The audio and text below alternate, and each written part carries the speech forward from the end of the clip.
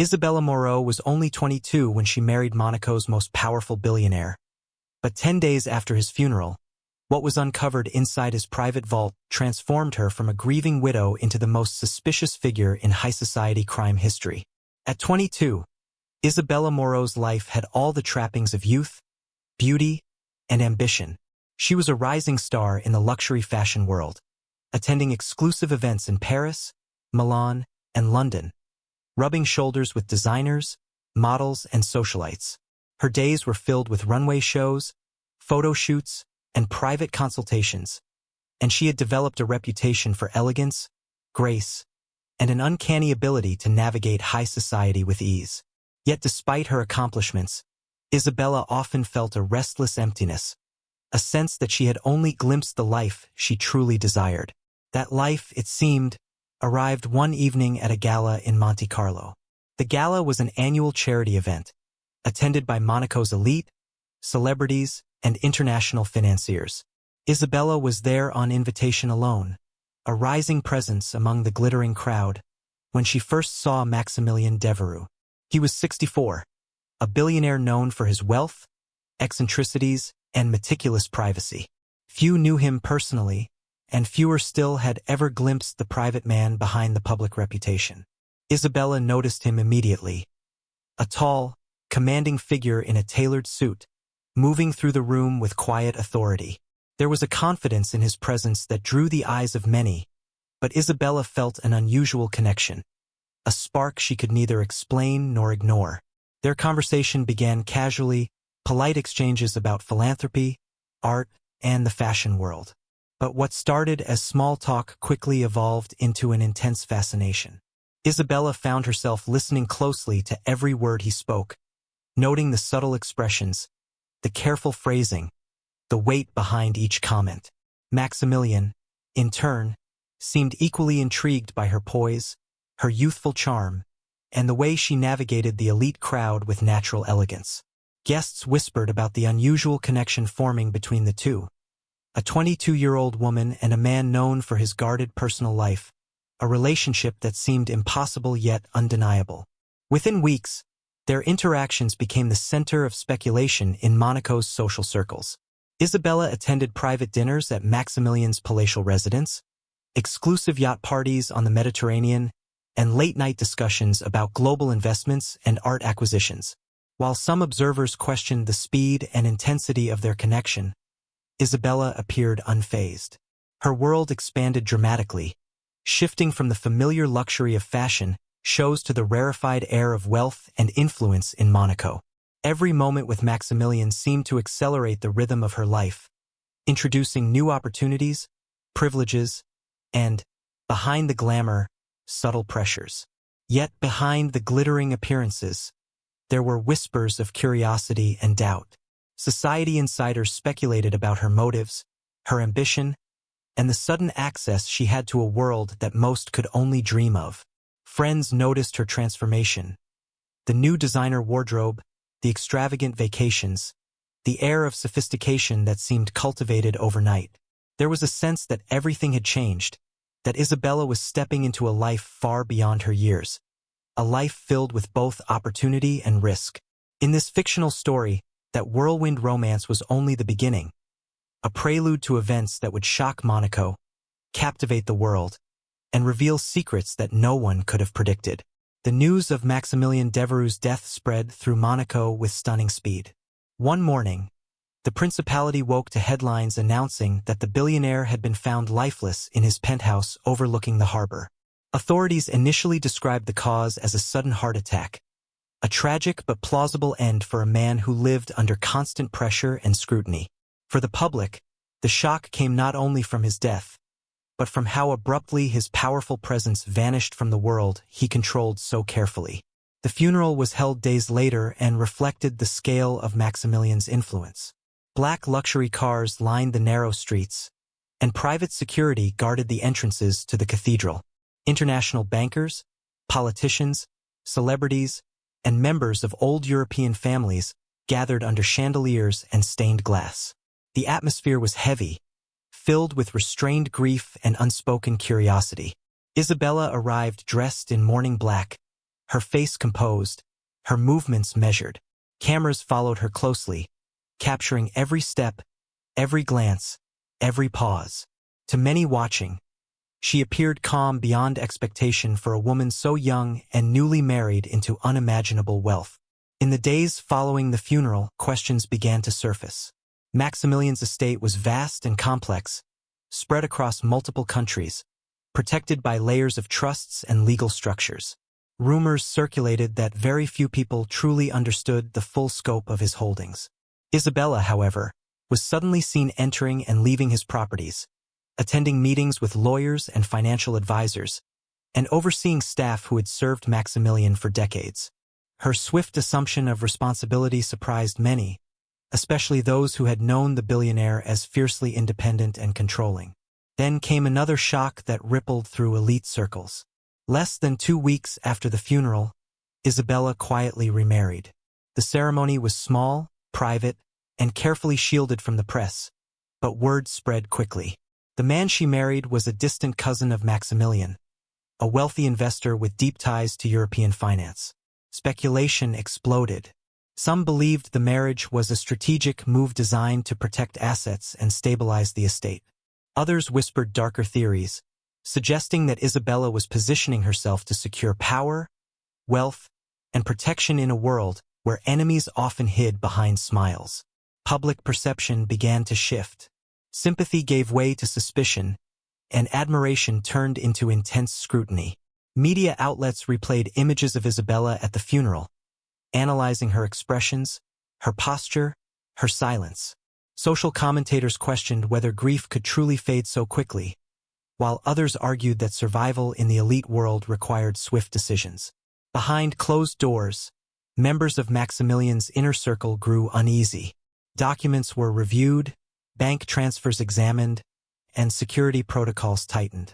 As the dust settled from the funeral and the unexpected marriage, one thing became clear. Maximilian Devereux's death was no longer seen as a simple tragedy. It had become the opening act of a much larger mystery.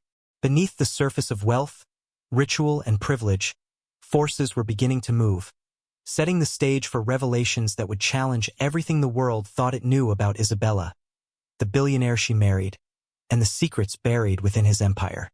10 days after Maximilian Devereux was laid to rest, attention quietly shifted from mourning to assets.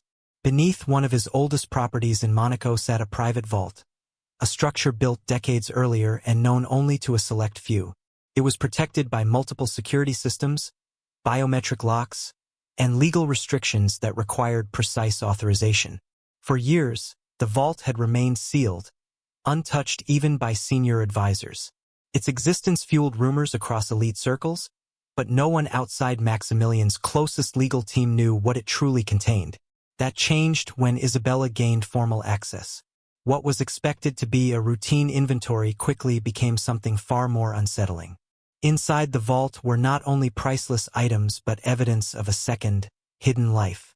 Rare gemstones and bearer bonds were stored alongside encrypted hard drives, sealed envelopes, and meticulously organized files.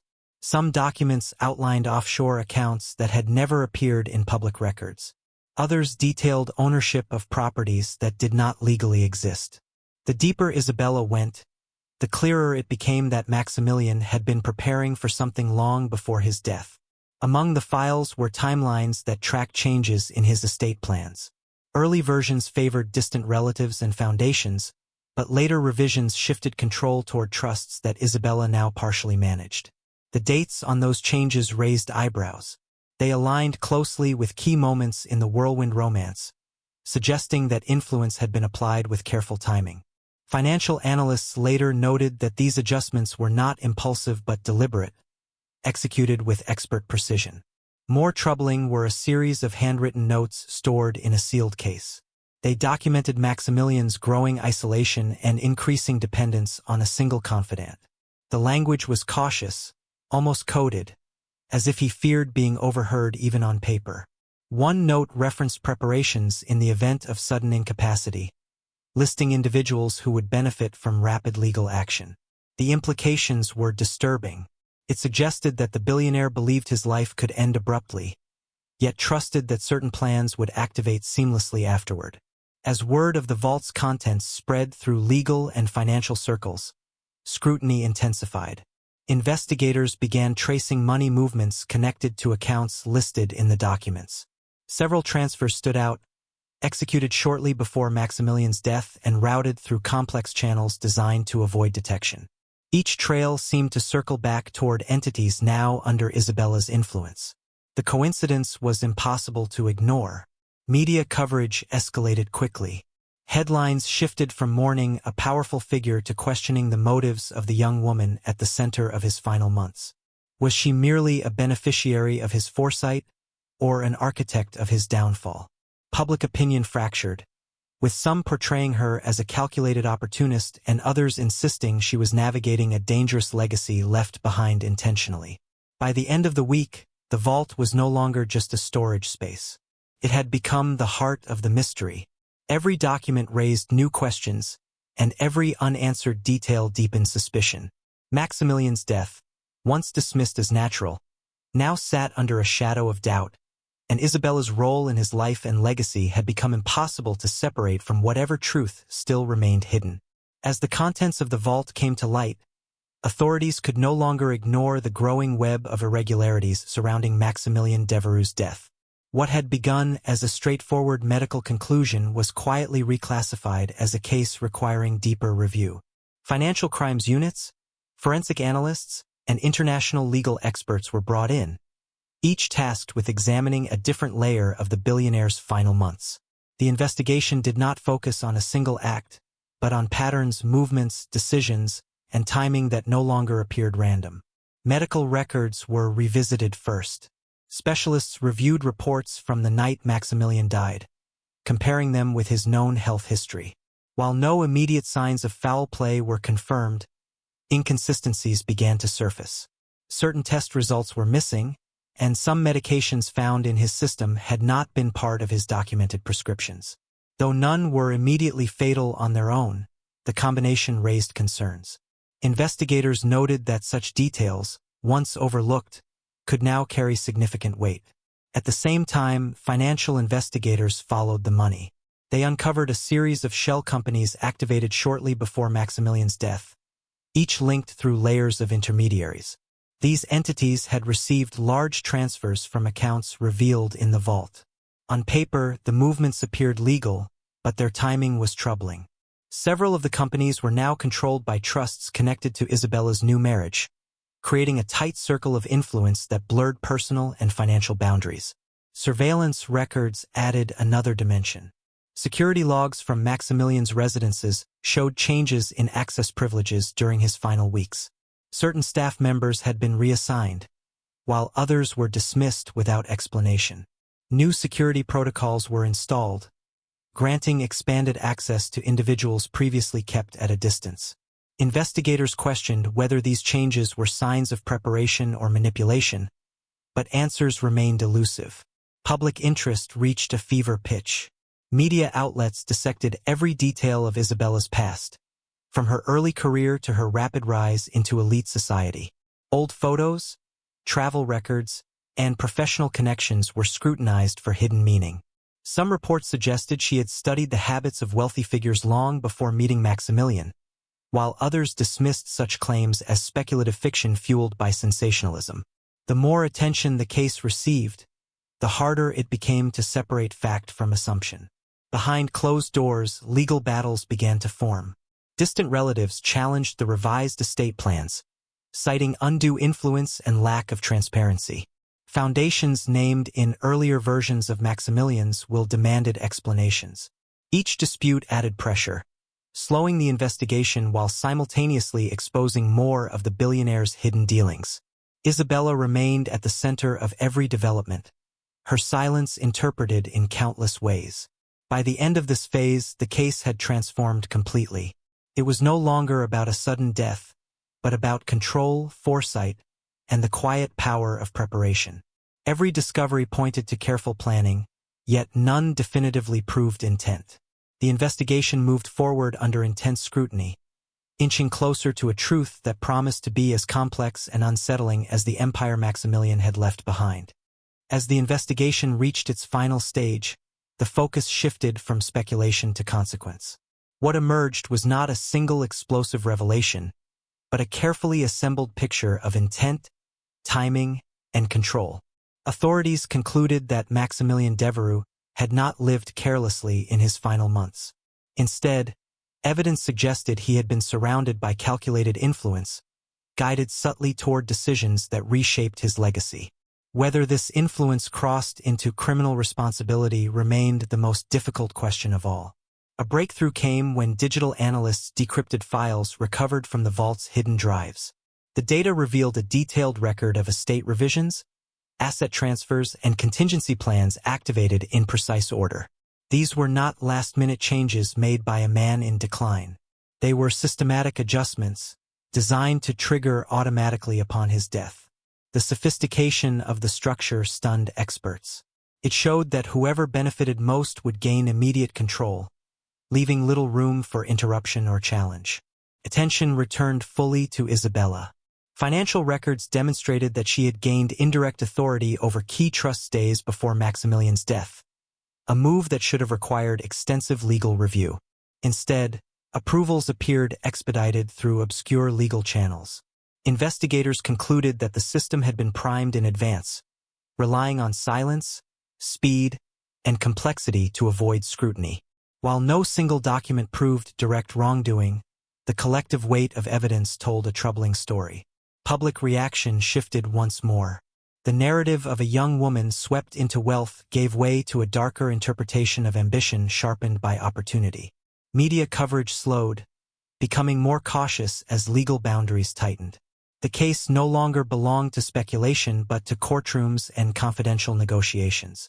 Civil disputes over the estate intensified, draining resources and exposing fractures within Monaco's elite circles. The empire Maximilian built now stood as a battleground of claims, frozen accounts, and reputational collapse. In the end, no criminal conviction followed.